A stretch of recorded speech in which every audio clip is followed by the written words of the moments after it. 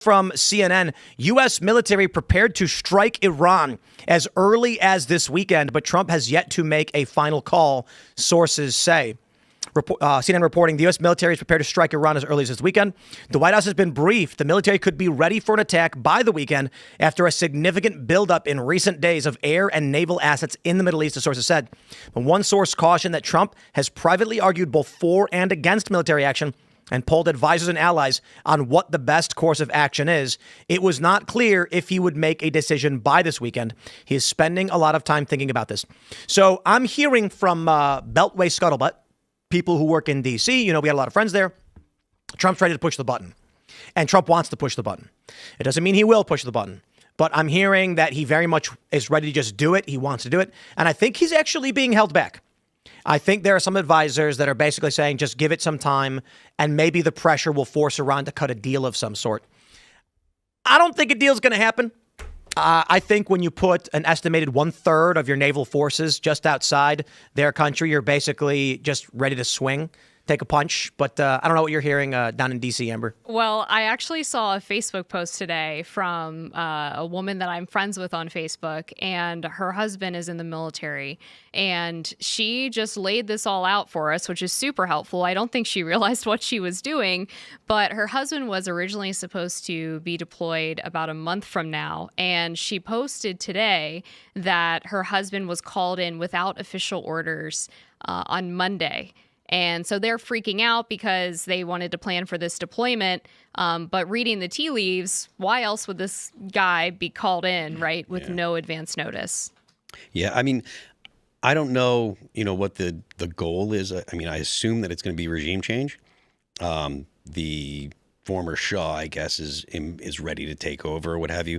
A lot of people are saying that this is going to be, Iraq War 3 or what have you. I think it's a different animal. Not that I'm pro regime change in Iran, but like Iran is a very different place. Well, I was for the longest time anti-intervention, but my mind was changed when Lib Hero America 439 on X sent a tweet to me of a Trump supporter looking sad with a bunch of ribbons saying "Fell for it again" award, and it bruised my ego. Yep. So I didn't fall for it. I want the war. I'm for the war. So now I'm for the war. That's me, but unironically. I'm a plan trust. No, I don't think this will be Iraq or Afghanistan 2.0 if we do go in. I do not support the U.S. intervening in this capacity. I'm not an absolutist. I think it's stupid to be like the U.S. should never for any reason. No, sometimes there are reasons. I do think, however, if Trump does go in, we have already seen with Venezuela, Trump does not operate like we in the past 20 years. And just because we had these abysmal failures 20 some odd years ago doesn't mean military operations will be the same today. And I think it's fair to say many neocons, despite what I can criticize these guys for, have pointed out that we as a generation are traumatized by the failures of the Bush era foreign policy. Yep. And it doesn't mean every intervention all the time will be bad. That being said, my deeper concerns are they have not justified to us there's no justification as to why we should engage in a joint military strike to flatten the Iranian regime. I certainly understand the protests are really bad. The people have been pissed at their government for some time. Iran's funding a bunch of terror. But for a full-scale knockout regime change, I think they would need to come out. Trump would need to make an address to the nation, and he would need to explain the serious risks of this country to justify it. I don't agree with what we've seen so far, this massive buildup, because I read the news all day, every day, and all I've seen is, yes, it's bad in the Middle East. Yes, Iran is engaging in the funding of enemies and things like this, but it's played off like status quo, not like imminent threats. Yeah. Well, I mean, there's a couple things here. I mean, for one, I've always had this frustration as a Zoomer, is because in the same way that millennials would always talk about how boomers would always equate everything to World War II, I feel like millennials always equate things to GWAT because that was the environment that millennials sort of like became politically aware in. And so I get a little frustrated because I'm like, clearly the Trump administration operates, like to Tim's point, operates much differently than previous administrations when it comes to how they handle affairs, how they handle geopolitical affairs and these sorts of things. So, I mean, I'm very skeptical to speak of Quagmire. Two, the second point is I'm not even sure if regime change is the victory condition for Trump and co here because they've said that it's the nuclear program. That's their main concern. And so I think if we were to go back in, it would be strikes on the nuclear program. No way. To fully decimate it. Well, and then the third point here is Trump a month or two ago made the statement that if they touch protesters, if they start harming protesters, we will go in. That is a very hard stance that you cannot back down. No, I reject that outright because Canada is killing its own citizens right now with MAID. I mean, they just I killed a agree. 26-year-old with depression. Yeah, exactly, I agree. exactly. So this idea that it's like, oh, but the protesters in Iran, oh please, they are in Canada. The MAID program, medical assistance in dying, is killing young people simply for being depressed. And according to the family in this story, which we could probably get into later, but she said that she believes the doctor instructed her son on how to deteriorate his body so that he could qualify. So when the doctor says to you, "You're too healthy for us to kill you. Stop eating and start dying, and then maybe we can get you qualified." So anyway, not to jump into that story. The idea that we care about the protesters, I agree, that's nonsense. And I definitely don't think the win condition is the nuclear program. Absolutely not. I think the nuclear program is a concern, but a psychotic fundamentalist regime is the principal concern. And there's two main factors there. They fund fanatics and extremists in the region, and that's a problem for trade in the Red Sea through the Suez Canal. So we want that to stop.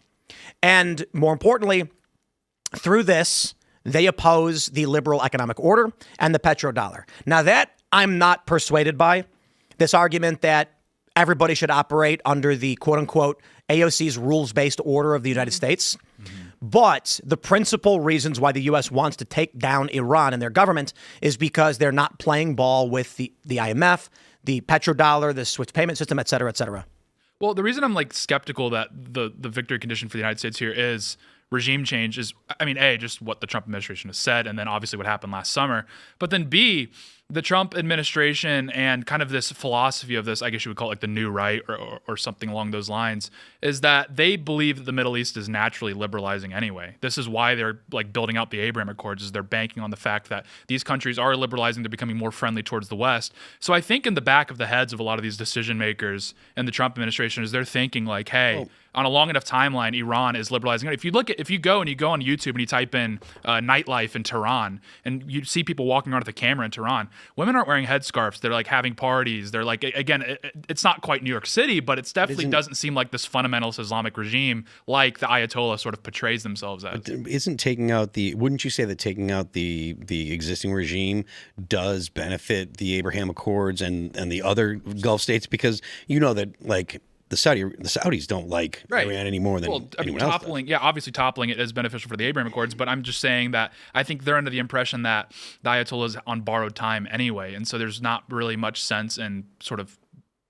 allocating all these resources, having a potential quagmire, when instead they just eliminate the problem of the nuclear program and then continue business as usual. What do you guys think the chances of this operation, if this whatever it turns into, being something along the lines of what the Venezuela operation was? Well, I mean, I think yes, but more. Last summer, Yeah, it'd have to be more. In order for the U.S. to take out the Iranian military, they're going to need some serious bombs. They probably got people inside the Iranian government about to flip.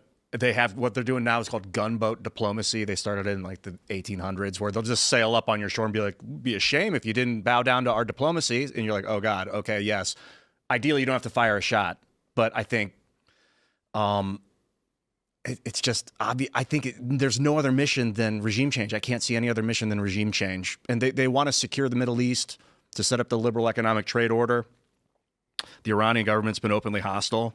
And I mean, then on top of that, now they just got to convince the world that it's in good faith. It's a good faith. I'm not so sure convincing the world is something that the U.S. is really concerned with anymore. Yeah. They didn't really convince us on Venezuela. Yeah. Right. That's my point. Yeah, they don't care about that. Nowadays, Trump would have been more convincing if he was like, Maduro rigged the U.S. election, so I'm going in, and at least there would have been some reason. Yeah, but I mean, a good faith is saying it's about the protesters, for instance. Well, I mean, how bad the theocracy is. Well, it's the opposite. But the stuff that Tim says, like Mike makes, right? That's really kind of the world that we live in. That's the way that it is, and Trump is just, has just dropped all pretense, right? Like he doesn't pretend that it's some kind of agreement or whatever. Essentially, if you've got the power to do something and it's in your benefit, then we're just going to go do it. Well, he's trying to rebuild our position in the world as the world's police, because after the Afghanistan withdrawal and then like Ukraine breaking down, everything happening under the Biden administration's nose, the way the world viewed the United States during that period was that we're actually, in many ways, insufficient as the world's police. So Trump is trying to stitch together that vision again for the world. He's not really concerned with like how the world, what their opinion is on our actions, and nor should we really care. No, I don't think so. That's an in-house discussion over whether or not we should intervene in Venezuela, whether or not we should intervene in Iran. I don't really care what like China has to say about this, or I don't even really care about what the Europeans have to say, quite frankly, because it's our affairs. It's an in-house discussion. But all this to say, I mean, I'm not thrilled about any sort of intervention in Iran either. But again, if you look at what happened last summer, it went quite well. We do know that Ayatollah, like, he's a saber wagger. He just tweets all day, but he doesn't actually really back it up. I could see a situation where they just maximize pressure and then cut a deal with him and he leaves. I mean, that's actually like a pretty realistic scenario here. Right. Well, one of the theories that I see here is that all of this blustering in the press and the scuttlebutt in D.C. is just to create buzz that we're going to blow them up. They're going to hear it. Yeah, well, their top intel guys are going to go to the supreme leader and they're going to be like, the entire U.S. media is saying Trump's about to press the button. Yeah. And then he's going to be like, I surrender. Well, he also, like, something really important that a lot of people are missing is they saw what happened in Venezuela. They saw that Russia, and then by extension China, did not really do anything to back them up. Granted, obviously it's a lot closer, so it would be easier to back them up. But they had assets. They had assets in and around the area. Like, they could have stepped in if they really wanted to, if they really deemed Venezuela as like a truly untouchable asset. Again, that's in our hemisphere, so it's a little bit different. But Iran is having this conversation internally where they're like, we can't necessarily depend on the Russians here. We certainly can't depend on the Chinese. So there could be a situation where we just continue cranking up the pressure, where they just say, I'm going to cut a deal. I'm going to fly to Moscow and get this over with. Both China and Russia can say whatever they want about, the U.S. shouldn't do that, this or that, but they know that they can't attack U.S. assets. Like, Russia can't attack U.S. assets. There's no way they would do that, because that they wouldn't want to risk an actual conflict with the United States. Well, Russia has, they still would have some tools available in Europe where, like, okay, they could start ripping apart some of these energy supplies, these sorts of things. They could really take the gloves off in Ukraine if they really wanted to, and that would cause some problems for America. That would force our hand again. So it's like Russia does have options, and then they could also directly support Iran. But I don't know if Iran should depend on that. Thanks for checking out this clip from Timcast IRL. Make sure to watch the show live Monday through Friday at 8 p.m. Subscribe to this channel, and we will see you all there.